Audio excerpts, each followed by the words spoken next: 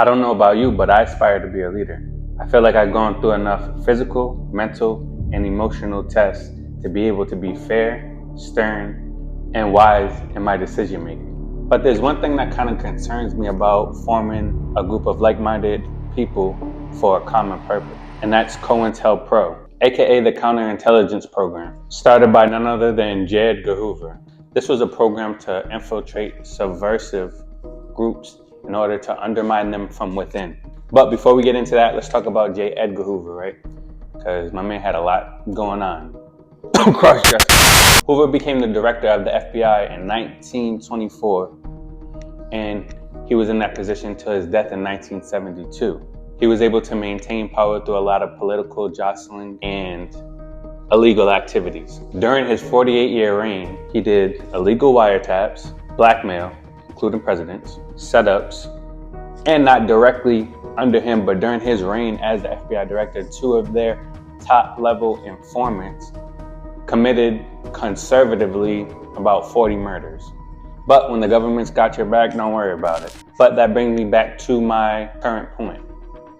So we have the Nation of Islam and the Black Panther Party, two of the parties that he was very uncomfortable with. He was quoted in saying he wanted to stop a black messiah from rising up and being able to galvanize the black population.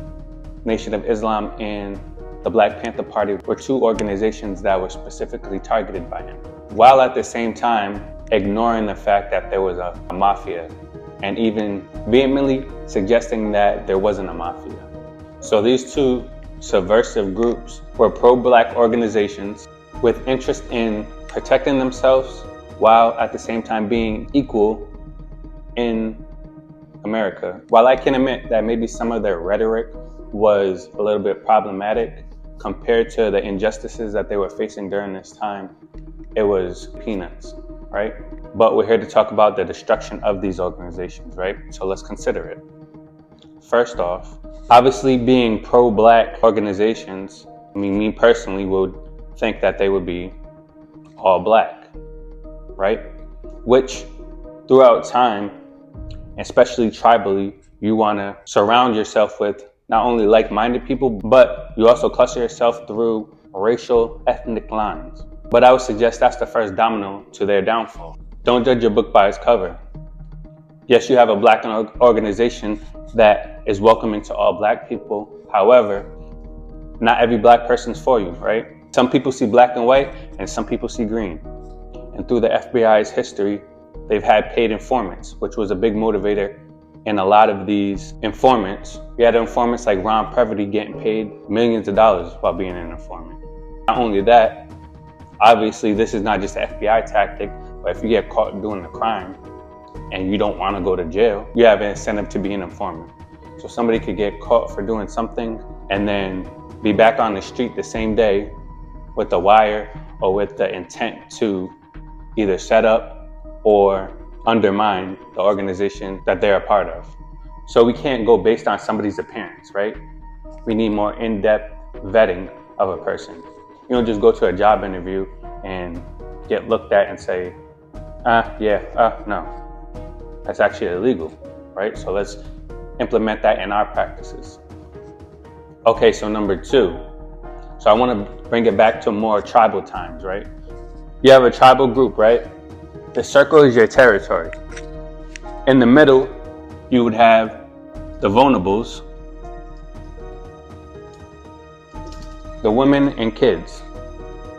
And then these X's would be the men's responsibility to protect their terrain that they declared as theirs. So each man is responsible for a certain amount of area to protect. Now let's say these three desert, right? They either are scared off, they are bought off by a rival tribe, or they want to start their own. However it happens, they're gone. So now, what's to stop a rival tribe from going straight to the most vulnerable part, the women and kids, hostages, slave trade, whatever you want to say. And once that happens, the destruction of the tribe is fully guaranteed. Because even if the men come back and are able to defeat the invaders, without the women and children to sustain the tribe, you're just a bunch of guys, right? So I say all that and do that lovely illustration to say this. You must put the men in your group to test constantly. You need to be 100% sure that they're not gonna desert, right? No pussies allowed. As the saying goes, you're only as strong as your weakest link, right? So it only takes one to abandon his position, to switch sides, and switching sides can be the subtlest thing, right? So let's look at the Young Thug situation. I feel personally that Gunna had no business saying that they were a criminal organization, because that undermined every other person in that group. Now, why I can understand why he did it if it was my group, but did he go through the proper channels and the proper tests to be a part of that group? That's something I can't say, and I'm not that interested to find out. It said that a human being can only have 50 to 150. If you subtract like family and immediate family from that, what are you at, like 100 connections for one person? It's not very many. So these people with all these millions of friends on these different apps, they don't actually know these people, right? A large majority of them, they don't know. They're just people that are familiar maybe. They've seen their faces, they've seen them around. That's not enough, right? So for number 3, to keep our circle small, especially initially. A tactic used throughout history is obviously keeping the circle to only blood family.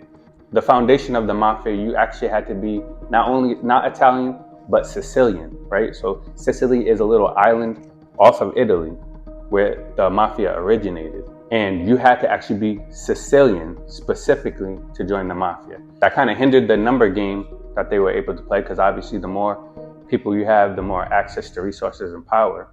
But I would suggest that as their standards got more lax, that also led to their downfall.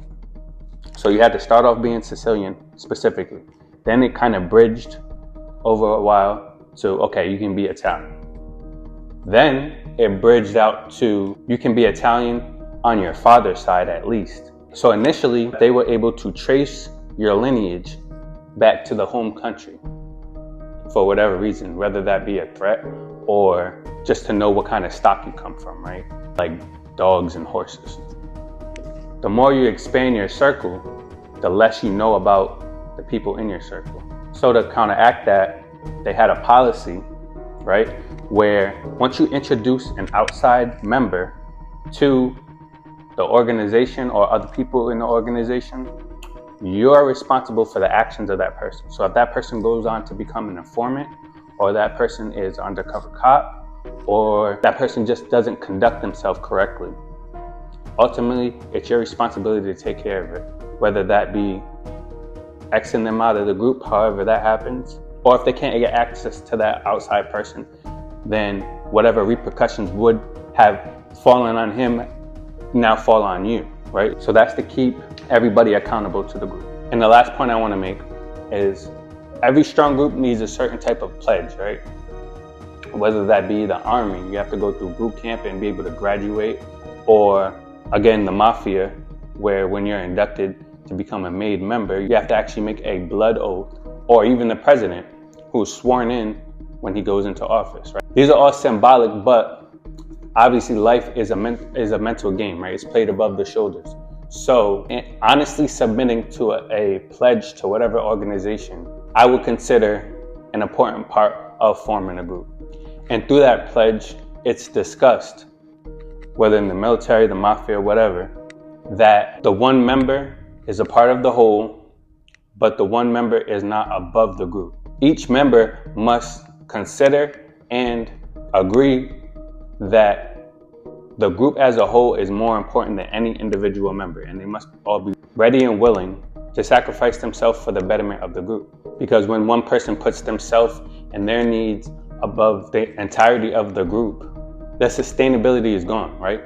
So this person comes in and they're an informant, or they're undercover, or they're there to, another tactic is to go in with the intentions of causing commotion, doing crimes, so that FBI or outside group would have reason and justification to arrest everybody, right? So I'm gonna come in and I'm gonna do some crimes with Black Panther, Nation of Islam, whatever on my back, so that you guys can all see that we're a criminal organization now. And now FBI, whatever agency, has justification to come in and arrest everybody. Again, Young Thug, I'm Woody. I'm getting arrested for all these stupid things, shooting at people and stuff under the YSL banner. And then when you bring me in, now I'm telling on everybody. Now everybody's arrested, right? So the number one objective in any group should be sustainability, right? Whether that's the family unit. 2 men and 2 women cannot procreate. Do not debate me on this. So, while I don't care about people's sexual orientation, if we're talking about the sustainability of a family unit, it doesn't make sense at all. Now, yes, people can adopt, obviously. And whether I want 2 guys raising children is beyond the scope of this video. You can probably tell by my face. But the main point is sustainability above everything else. I'm yapping? Yeah, I might cut that part. So I say all that to say, boom, sustainability above everything else is the most important for the group. And a pledge that one person is not above the group mentally help lead to that. So this is my list right now. It's by no means an exhaustive list, but I feel like it's a good foundation, able to vet and start at least a small group, because more like-minded people trying to achieve one goal is exponentially more powerful than trying to do it by yourself, right? Now, with all that being said, if somebody is determined enough to infiltrate, they're gonna do it, right? Look at Donnie Brasco, AKA Joker Stone. He was an FBI agent who was undercover 6 years while having the whole family on the side, to infiltrate La Cosa Nostra. So if somebody is determined enough, they're gonna be able to do it. But these are just a few things I thought of as stepping stones to be able to see who's who and what's what. That's the end of this video, but what I would like you to do now is the like button has been acting crazy, so I need you to give it a stern talking to. You poke it in the chest and let it know what's up. And the subscribe button has been pretty good, so you just give that a light tap. And like I said, not an exhaustive list, so if you have any other principles that would be important in forming the group, definitely put those in the comments. I'd be interested to see what's there. And that's the video for today.